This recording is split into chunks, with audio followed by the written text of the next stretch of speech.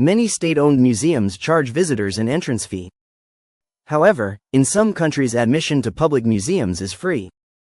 While free admission to museums has obvious benefits, there are also certain drawbacks. To what extent do you agree or disagree? Model answer. The tradition of offering free admission to state-owned museums in some countries is facing increasing challenges due to rising operational costs and limited public funding. Despite these pressures, many museums continue to resist the introduction of entrance fees. In my view, while there are notable advantages to keeping museum access free, there are also significant drawbacks that need to be considered. One of the primary advantages of free admission is that it ensures museums remain accessible to all members of society, regardless of their financial situation. Charging an entry fee would inevitably restrict access to cultural heritage, making it available only to those who can afford to pay.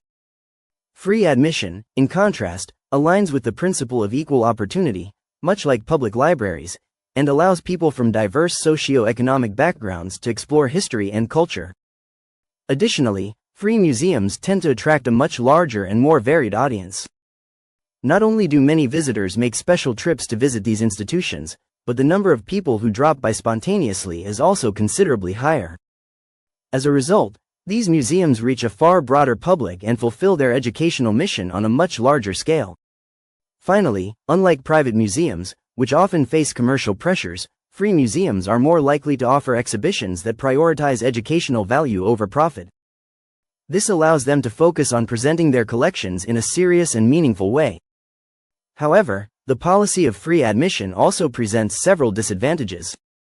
For one, museums that rely solely on public funding may be more susceptible to political influence. Government funding often comes with conditions, and exhibitions may sometimes be required to reflect the views or priorities of the current administration.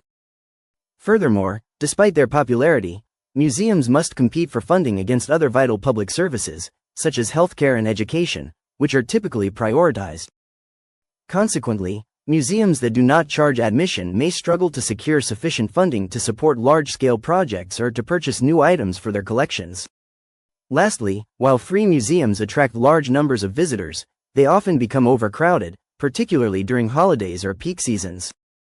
This overcrowding can detract from the experience, potentially discouraging more serious visitors who seek a quieter, more contemplative environment to engage with the exhibits.